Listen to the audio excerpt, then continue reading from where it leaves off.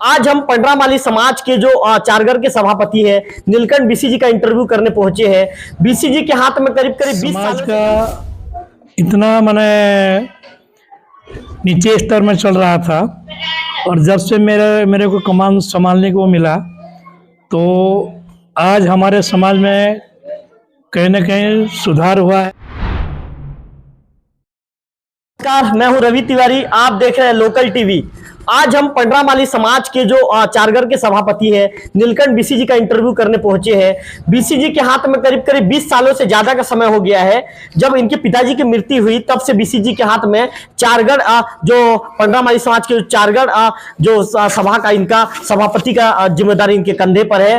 BCG से तमाम मुद्दों को लेकर बातचीत करेंगे। बीसीजी, आपका लोकल टीवी स्वागत है। बहुत बहुत धन्यवाद तिवारी जी।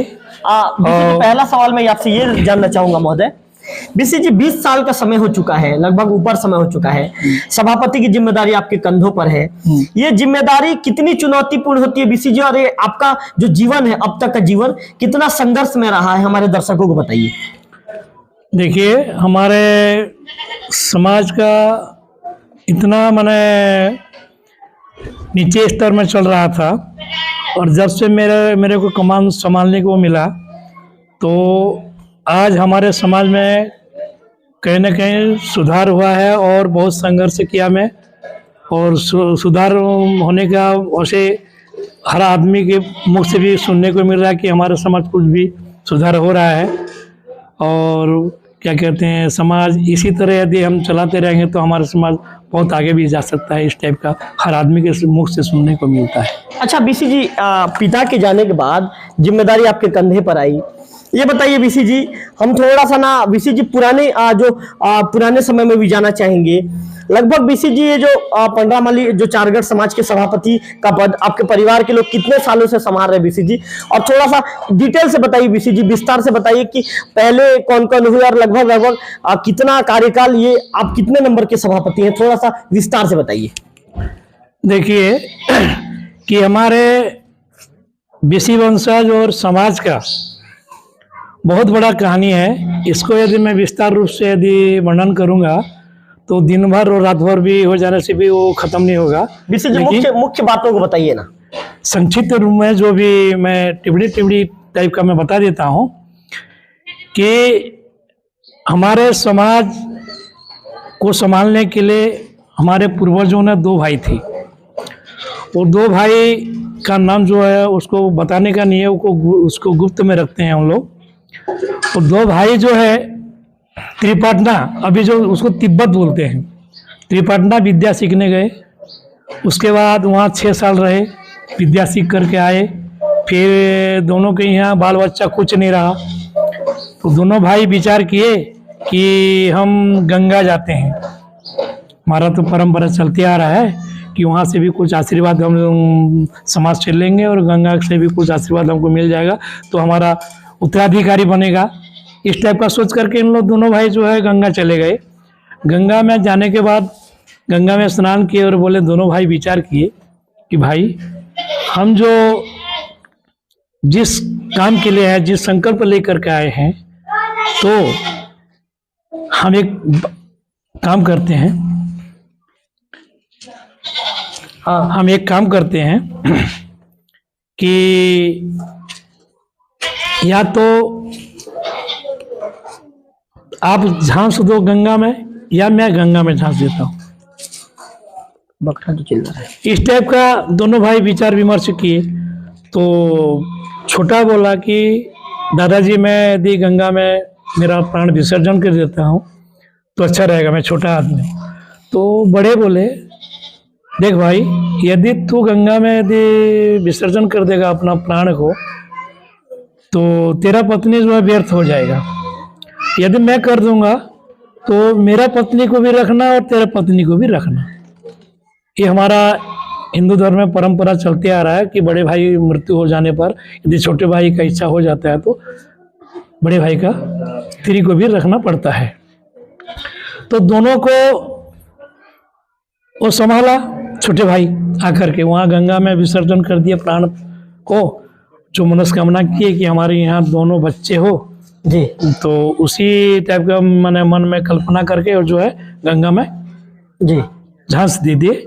देने के बाद आने के बाद जो है दोनों पत्नी को जो है गर्भवास हुआ। जी गर्भवास होने के बाद दोनों के यहाँ बच्चा जन्म हो जाते हैं। जी बच्चा होने के बाद फिर 21वां नामकरण के लिए पूरे समाज छत्तीसगढ़ को बुलाया गया। जी तो वहाँ जितने भी हमारे समाज के बंधु लोग आए थे जी और बोले कि हमारे सेवा के लिए बीसी इतना बड़ा काम किया, जी तो क्यों नहीं उनको हम ये पद जो है आप तय से हम उनको सौंपते हैं। जो भी समस्या होगा बीसी ये भी हमारा समाधान करेंगे। जी और इस पद को यदि कोई आंख उठा के देखेगा तो आंख फूट जाएगा, यदि मुंह में बोलेगा तो उसका मुंह फूट जाएगा, यदि हाथ लगाया तो हाथ जल जाएगा। इस टाइप का सब तत्व करके हमको जो कलश स्थापना किए थे, उस कलश स्थापना को जो है ऊपर हाथ करके दिए, हम नीचे हाथ से उसको अपने घर लाए। जी और उसी दिन से परंपरा चलते आ रहा है कि हम सभापतित्व जो कर रहे हैं, जी आज 7वां पीढ़ी है। जी राम बीसी, नामा बीसी, गोपी BC, टंगधर BC, Kunj Bihari BC, Purnachand BC, आज मैं नीलकंठ बीसी। जी हम लोग सभापतित्व करते आ रहे हैं। जी और हमारे बिना कोई भी सभापति हमारे माली समाज में बनने के लिए इच्छा नहीं करते।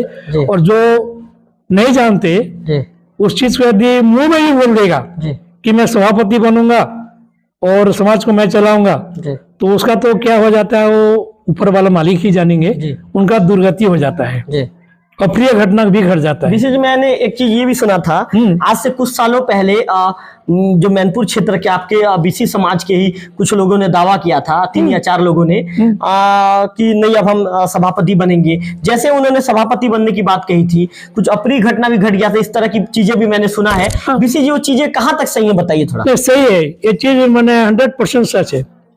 क्योंकि वहाँ के समाज मैंने हमारे कास्ट के जितने भी थे, तो वो लोग अपने तरफ से 2-4-5 समिति को लेकर के वो लोग समाज गठन किए और बोले कि हम यहाँ से खंड करके हम सभापति बनेंगे, बोल के एक जने को सभापति चुने। सभापति चुनने को तो फूल माला वगैरह भी डाले और गुलाल भी उसको लगाई। जब सिर को धोने गया तो पूरा बाल निकल गया उसका।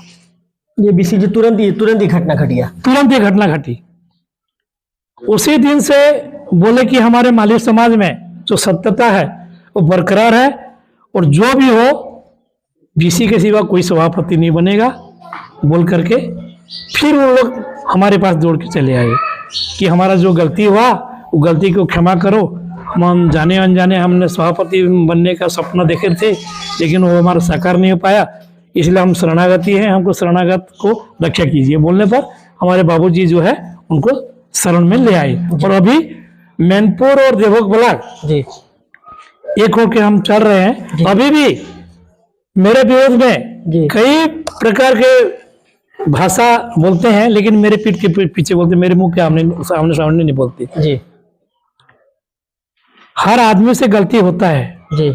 मैं भी सभापति हूँ तो क्या मैं गलती नहीं कर सकता क्या? मेरे द्वारा भी गलती होता है, लेकिन मैं गलती करता हूँ और दूसरे का गलती को भी ना समाज के समक्ष रख के उसको हम निराकरण करते हैं जी, हम पीठ के पीछे नहीं करते। बीसी जी मैंने एक बात और सुना है बीसी जी, आपके घर के देवी शक्ति के विषय में भी मैंने सुना है। बीसी जी थोड़ा सा मैं आपके घर के देवी शक्ति के विषय में भी जानना चाहूंगा और उन बातों को बीसी जी हमारे दर्शक भी जानना चाहेंगे। तो थोड़ा सा बीसी जी आपके घर के देवी शक्ति के विषय में थोड़ा बताइए, आप क्या किस देवी की आप लोग पूजा अर्चना करते हैं, और बीसी जी थोड़ा सा उसके विषय में भी विस्तार से बताएंगे।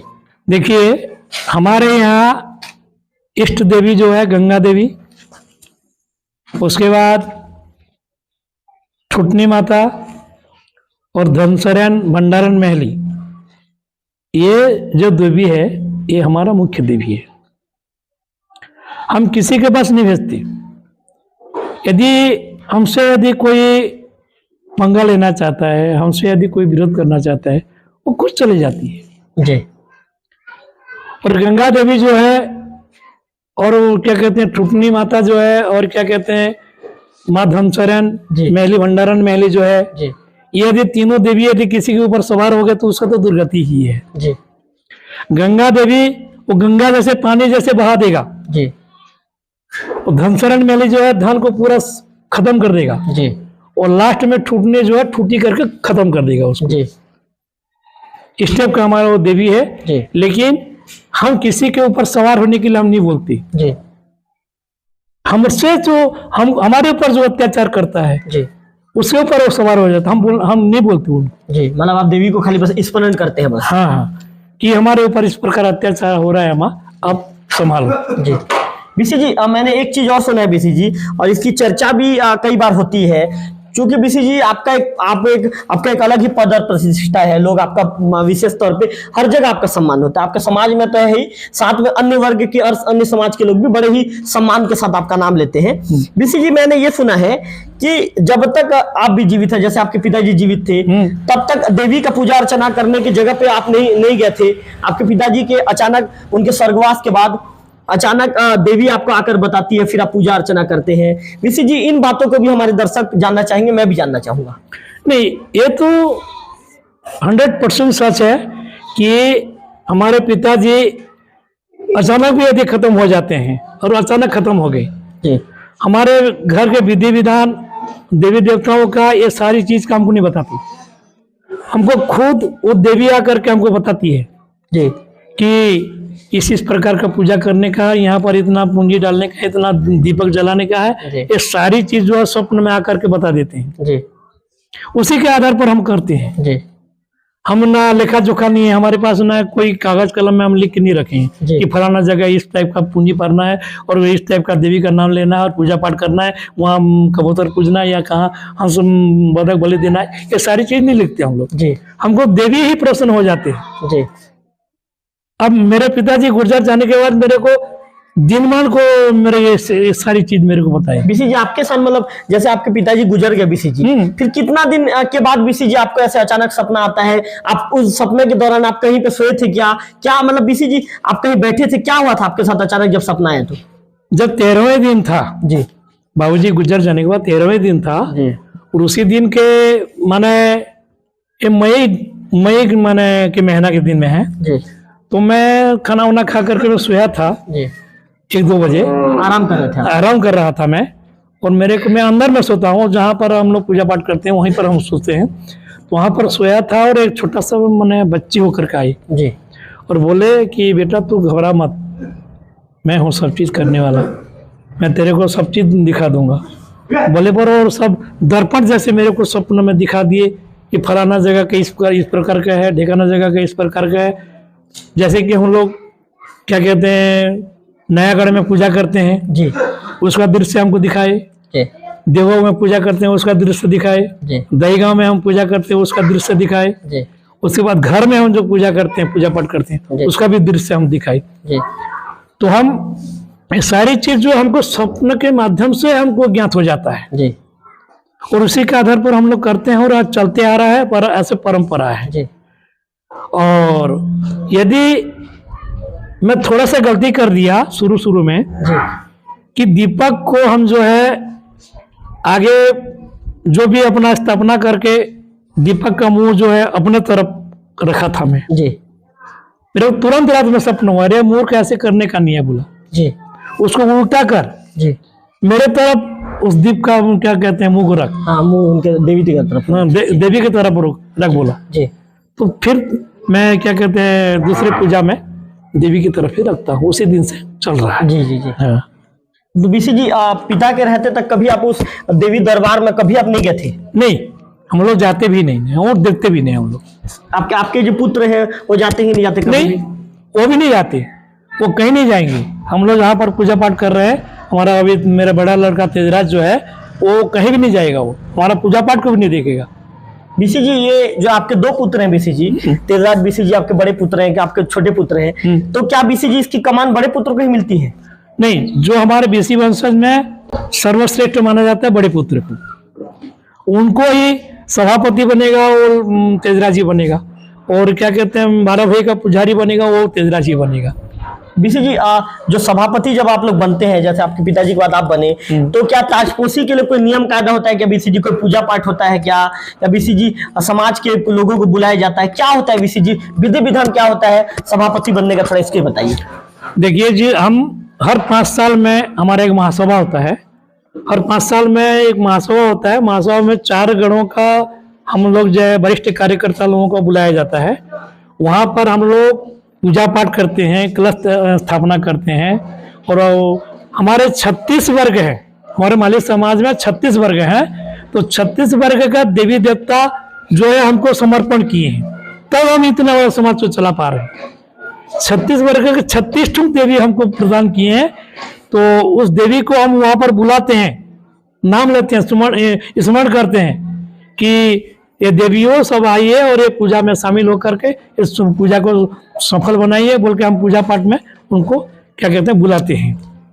जिस दिन पूजा खत्म हो जाता है और क्या कहते हैं महासभा खत्म हो जाता है, तो हम उसी दिन उसी कलश को हम उठा करके बोलते हैं, भाई जी को लेना चाहते हैं तो ले जाइए। आप सबको बोलते हैं? मैं सबको, सब समाज के समक्ष बोलता हूँ कि ये चीज आपको जिसको जरूरत है, जिसको इच्छा है, लेने का इच्छा है तो ले सकते हैं, निसंकोच हम आपको प्रदान कर देंगे। तो किसी का हिम्मत नहीं होता और नहीं लेते। फिर मैं अपने हाथ में लेकर के मैं घर आ जाता हूँ। सभी मेरे समाज के बंधु जो है मेरे घर ला देते हैं। यहाँ बढ़िया से क्या कहते हैं प्रशासन वगैरह होता है। फिर कभी मैंने रात की कालीन कार्यक्रम भी होता है, धूमधाम मजा करके हम लोग। हर 5 साल में होता है बीसी जी? हर 5 साल में होता है। अभी आने वाला ये क्या कहते हैं गर्मी में आना होगा। बीसी जी आप ही नियुक्त होंगे? हाँ, देखो वो तो ऊपर वाला मालिक की इच्छा है। नहीं बीसी जी, तो खैर नियुक्ति तो आपकी तय है बीसी जी, बस एक औपचारिकता पूरी की जाती है। हाँ हाँ, औपचारिकता पूरी की जाती है जी। यदि उसमें भी हम उठा करके देंगे, कोई लेना चाहेगा तो हम सही इच्छा से दे देंगे जी, हमारा कोई विरोध नहीं रहेगा जी। तो ऐसा तो हुआ ही नहीं आज तक। 7 पीढ़ी चल गया हमारा सभापतित्व करते करते, आज 7 पीढ़ी होने जा रहा है, अभी तक ऐसा नहीं हुआ है। जो ऐसा हुआ है, जो गलत से यदि कोई हाथ बढ़ा भी दिया होगा तो उसका दुर्गति ही हुआ है। मतलब उसको तुरंत रिजल्ट मिल जाता है? तुरंत रिजल्ट मिल जाता है, 24 घंटा में रिजल्ट मिल जाता है। बीसी जी मैंने एक चीज और सुना था बीसी जी, ये चीजें बीसी जी ओरिजिनल में इसका वास्तविकता क्या है मैं आपसे जानना चाहूंगा। बीसी जी आपके समाज के विषय में ये भी कहा जाता है कि एक बार राजा के सामने आपके समाज का कोई व्यक्ति पहुंचा था और जब उसने जमीन के विषय में जब बातचीत हुई तो उसने कहा कि मैं 1 लोटा पानी लेता हूं और 1 लोटा पानी जब मैं डालूंगा और पानी जहां तक जाएगा वहां तक की जमीन मेरी होगी।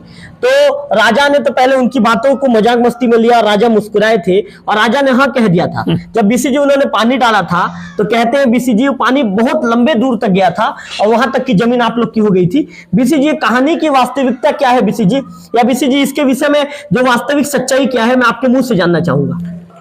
देखिए ये तो बहुत माने इसका माने क्या कहते हैं बहुत बड़ा कहानी है कि हमारे बीसी वंशज के परिवार जी उड़ीसा जमुना बहाल भेजी पदर में थे जी। उसमें थोड़ा सा लफड़ा हो गया। लफड़ा होने के कारण इन लोग हमारे बीसी वंशज से हमारा डोगरा डोगरी जो है जी देवोग चले आए। देवोग रेस्ट हाउस अभी जो है जी, रेस्ट हाउस के पास घोड़े में सवार होके खड़े थे राजा? नहीं हमारे बीसी जी।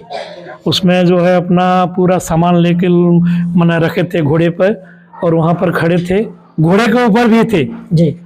तो पहले जमाने में द्वारपाल बोलते थे राजा के टाइम में जी। तो द्वारपाल आया, बोला रे डोगरा तू अभी सवेरे से आकर के अभी शाम होने जा रहा है, अभी तक तू घोड़े पर ही सवार है तो नीचे क्यों नहीं उतरता जी। तो डोगरा हमारा बीसी वंशज के जो डोगरे थे, हमारे जो पूर्व पुरुषा थे, वो बोले जब तक आदेश नहीं होगा राजा का मैं जमीन में पैर नहीं रखूंगा, अन्य जगह चले जाऊंगा। तो वो बोले रे साला इतना बड़ा साला राजा को तू बुला रहा है और तेरे पास वो राजा आएगा और बोलेगा कि तू जमीन पे उतर, तब उतरेगा तू? कौन सा गवर्नर है तू? तो भाग, ऐसे बोलो भाग जाऊंगा। फिर राजा के कान में चले जाता है ये बात कि नहीं एक डोगरा आया था और उसको भगा दिए तुम्हारे द्वार पर, तुरंत बुलाए। बीसी जी कौन राजा था कुछ पता है क्या? वो तो मेरे को पता नहीं है, लेकिन ओंकार शाह के वो दादा परदादा लोग थे जी जी जी। तो वो बुलाए और बोले कैसे डोगरा घोड़े पे सवार हो जी और मैं हाथी पे सवार हूँ तो उतर जाओ ना भाई, मैं अभी तो बोल रहा हूँ। नहीं राजा महाराज, आप यदि मेरे को 1 लोटा पानी देंगे, 1 लोटा पानी को मैं पैर धोऊंगा, वो पानी जितना दूर फैलेगा उतना दूर यदि मेरे को दे दोगे तो मैं उतरूंगा, नहीं तो नहीं उतरूंगा। जी बोलने पर राजा हंस के बोले, अरे 1 लोटा पानी कितना दूर फैलेगा वो, जी जा ले आना पानी, बोले।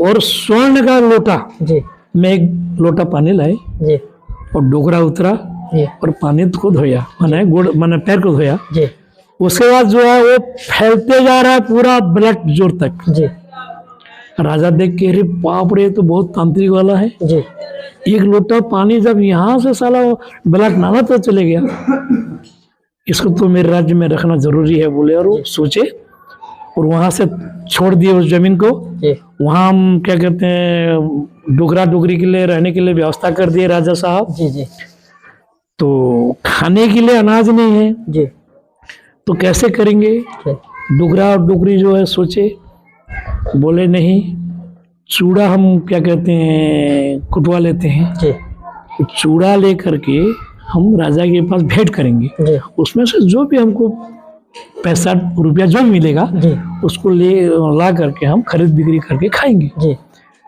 तो डोगरी को बोले, तू चूड़ा कूट, जी मैं इमली का पत्ता जी। तोड़ने जाता हूँ। जी वो इमली का पत्ता तोड़ के लाए और वो अपना क्या कहते हैं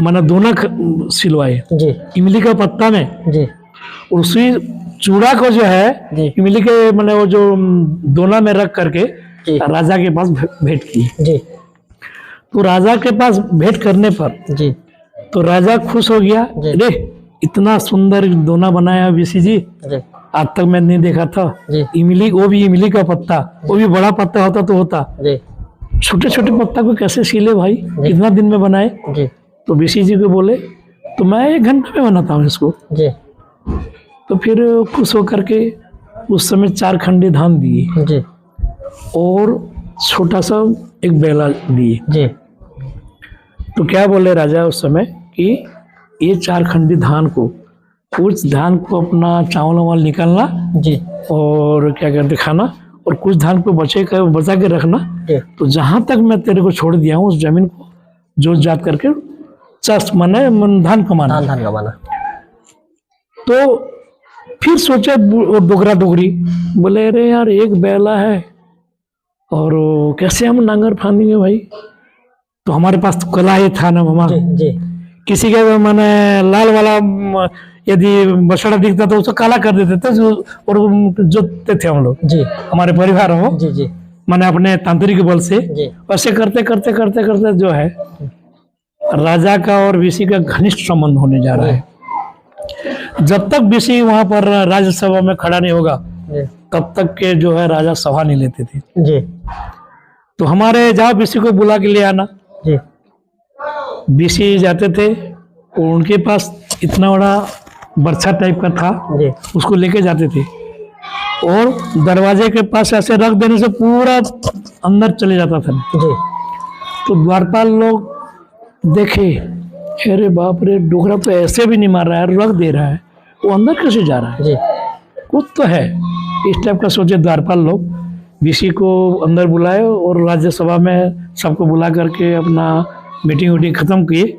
फिर डोगरा खींच के चले आते थे। जी तो द्वारपाल लोग क्या बोले, नीचे पत्थर देते हैं, जी बड़ा सा चट्टान दे देते हैं जी और ऊपर में मिट्टी को लिप देते हैं, कैसे करके वो गाड़ेगा तो देखते हैं। जी वो दूसरे दिन फिर बुलाए राज्यसभा में जी मीटिंग करने के लिए। जी तो वो डोगरा उसी परछा को लेकर के वहां पर रख दिया, जी तो वो भी पत्थर को भी गल गया पूरा, तो गल के अंदर घुस गया। गल के अंदर घुस गया। जी तो वहाँ वो द्वारपाल लोग थे तो चले गए, नहीं थे वहां पर। अरे बाप रे, साला पत्थर को, इतना बड़ा पत्थर को छेद करके चला गया जी और ऐसा भी नहीं मारा, रख दिया केवल, जी अंदर घुस गया। अंदर घुस गया। ये बात जो है धीरे धीरे जो है राजा के कानों में गया। जी तो राजा के कानों में जाने से जी राजा की यहाँ जी न लड़का न बच्चा। जी तो डोगरा को बुलाए, क्यों बीसी साहब, आप तो बहुत तंत्र मंत्र जानते हैं, जी तो मेरे यहाँ तो बाल बच्चा नहीं है भाई, जी तो उपाय तो करो कम से कम। जी तो हमारे पुरखा के पास जो नीति नियम था, जो वेद विद्या था, जी उसी के आधार पर वो काम कर दिए, तो 2 बच्चा हुआ हम। जी तो बोले राजा साहब कि ये देवभोग ब्लॉक तू संभाल, जी। मैं छुरा चली जाता हूँ। जी वो लोग छुरा चले गए और हमको देवभोग ब्लॉक को ही, मतलब ये कहानी है। हाँ ये कहानी जी है। बीसी जी, मैं एक चीज और जानना चाहूंगा आपसे। जैसा कि आपने अभी कुछ देर पहले बीसी जी कहा कि जैसे उनको मिला था, एक राजा की तरफ से एक बैल मिला था, और आप लोगों के पास बीसी जी ये कला था कि जैसे आप लोग दूसरे कलर को, फिर दूसरे कलर सफेद को जैसे ब्लैक कर देते थे। बीसी जी जैसे वो जो आप लोगों की जो पूर्वजों की जो कला थी बीसी जी आपकी, वो कला बीसी जी आज आपके पास है कि नहीं है बीसी जी, यदि आप चाहेंगे तो? क्यों नहीं रहेगा? जी पूर्वजों में जो अर्जित संपत्ति जो है जी। अभी भी बरकरार है, जी लेकिन कलयुग में उस सारी चीज को प्रयोग करना लोगों के नजर से गिरना है, जी इसलिए हम पूजा पाठ करते हैं, उसका प्रयोग नहीं करते। जी अभी भी बरकरार है। जी हम तो अभी 1 सेकंड में हम सरसों बो करके हम सरसों भाजी तोड़ करके खा सकते हैं, यदि करना चाहेंगे तो। जी मतलब बीसी जी यदि आप चाहेंगे प्रयोग करना तो अभी तुरंत कर सकते हैं प्रयोग। जी, और वो कर सकते हैं, वो हमारे पास वो विद्या है हमारे पास जी अभी, लेकिन हम उसका प्रयोग नहीं करते। हम जी लोगों के नजर में गिर जाना पड़ता है। जी इस समय मैंने कलयुग है ये, जी इस कलयुग में वो विद्या नहीं चलेगा। जी हाँ। जी आप तो जानते हैं पंगनिया बोल लेंगे, हमको सीधा पंगनिया के नाम से जाने जाएंगे हम लोग, जी। इसलिए उस चीज का हम प्रयोग नहीं करते। जी जी बीसी जी एक चीज और जानना चाहूंगा मैं आपसे। आपने कितने अच्छे तरीके से समाज की चीजों को बताया। बीसी जी एक समाज के सभापति का, जब चारगढ़ के जो मुखिया हैं, चारगढ़ के समाज के सभापति है, पडरामाली समाज के, बीसी जी एक सभापति का क्या काम होता है? बीसी जी आप क्या काम करते हैं, आपका क्या दायित्व होता है, थोड़ा सा इसका भी विस्तार बताएंगे। देखिए, समाज में किसी भी समस्या हो, चाहे लड़का लड़की का समस्या हो, या किसी भी मारपीट का समस्या हो, या किसी भी सामाजिक के नियम के तौर पर जो आता है, जो समस्या, उस समस्या को लेकर के मेरे पास आते हैं। मैं अकेला उस समस्या को निराकरण नहीं करता, मेरा 41 समिति है जी निर्णय समिति, 41 समिति को बुला करके मैं जी अपने जहाँ भी सभा रखने का होगा, या माड़ा गांव या माहौलकोट या कहीं कहीं भी रखने का होगा, तो उस आवेदन को लेकर के हम पूरा समिति को बुला करके निराकरण करते हैं। निराकरण में जो डिसीजन आता है, वो डिसीजन के आधार पर हम डिसीजन देते हैं और काम को सॉल्व करते हैं। तो ये थे पडरामाली समाज के चारगढ़ के सभापति नीलकंठ बीसी जी। नीलकंठ बीसी जी ने कितने अच्छे से पूरे चीजों को ब्रीफ किया। नीलकंठ बीसी जी ने जो उनके पूर्वजों की जो कहानी थी, उनके पूर्वजों की कहानी बताई। नीलकंठ बीसी जी से हमने तमाम चीजों को लेकर बातचीत किया। बीसी जी ने सभी सवालों का जवाब बहुत ही अच्छे तरीके से दिया। उन्होंने ये भी बताया कि जो चारगढ़ समाज के जो सभापति का पद है, ये सभापति का पद उन्हें उनके ही परिवार को क्यों मिलता है। बीसी जी ने ये भी बताया कि हर 5 साल में एक जो महासभा का आयोजन होता है, महासभा के दौरान जो कलश वहां पर स्थापित किया जाता है, उस कलश को बीसी जी अपने हाथ में पकड़ते हैं, या जो बीसी जी के पिताजी थे, या बीसी जी के जो दादा थे, या उनके जो परदादा थे, पकड़ते हैं और कहते हैं महासभा के दौरान जो मौजूद समाज के अन्य लोगों से कहते हैं कि भाई यदि इस कलश को यदि ले जाकर आप रखना चाहते हैं, और आप यदि चाहते हैं कि सभापति की जिम्मेदारी यदि चारगढ़ का आप निर्वहन करना चाहते हैं, तो आप बिल्कुल ले जाइए। लेकिन बीसी जी ने यह भी कहा है, और हमने भी बिल्कुल हमारे तक भी जो जानकारी है, उस जानकारी को हमने बीसी जी से भी उस जानकारी के विषय में सवाल पूछा है कि जब जो व्यक्ति जो सभापति के पद को लेकर जो दावा ठोकता है, बिल्कुल उसके साथ अपनी घटना घट जाती है। और पूर्वजों से जो चली आ रही परंपरा, राजा काल से जो चली आ रही परंपरा है कि जो नीलकंठ बीसी जी के परिवार में ही चारगढ़ सभापति का जो पद होता है, नीलकंठ बीसी जी के परिवार के लोग ही उस पद पर बैठते हैं। और जो समाज में जहां पर भी जिस तरह की बातें हो, या जहां पर भी समाज में जो न्याय करने की बात हो, नीलकंठ बीसी जी के परिवार के लोग पहुंचते हैं। वर्तमान में चूंकि 20 साल से ज्यादा का समय हो चुका है, नीलकंठ बीसी जी के पिताजी के जो देहांत के बाद, उनके स्वर्गवासी पिताजी की मृत्यु के बाद बीसी जी को ये जिम्मेदारी मिल गई है। ऐसे में बीसी जी ने बताया कि आज करीब 20 साल से ऊपर का समय हो चुका है, और ये जो सभापति की जिम्मेदारी है उनके कंधे पर है। और नीलकंठ बीसी जी के विषय में हम आपको एक चीज और बता दूं कि नीलकंठ बीसी जी बहुत ही सौम्य और सरल व्यवहार के व्यक्ति हैं। जहां पर भी समाज के किसी भी व्यक्ति की मदद करने की बात आती है, नीलकंठ बीसी जी तत्काल वहां पर पहुंच जाते हैं और ऐसे व्यक्ति की मदद करते हैं। या जहां पर भी समाज में किसी भी परिवार के बीच में कोई भी विवाद की स्थिति हो तो नीलकंठ वीसी जी का व्यवहार इतना सौम्य है और इतना ज्यादा मीठा बोलते हैं कि जाकर वहां पर पूरी चीजों को पहले विवाद को समझते हैं, विवाद का कारण को समझते हैं और उसके बाद चीजों को नीलकंठ वीसी जी तुरंत निपटा लेते हैं। वीसी जी के अंदर ये क्वालिटी है। ऐसे में आज नीलकंठ वीसी जी का इंटरव्यू देखने के लिए आप सबसे पहले तो हमारे लोकल टीवी के चैनल को आप सब्सक्राइब कर दीजिए ताकि नीलकंठ वीसी जी का इंटरव्यू सबसे पहले आपके मोबाइल पर पहुंच जाए। कैमरा पर्सन विक्की के साथ रविकांत तिवारी, लोकल टीवी, माड़ागांव।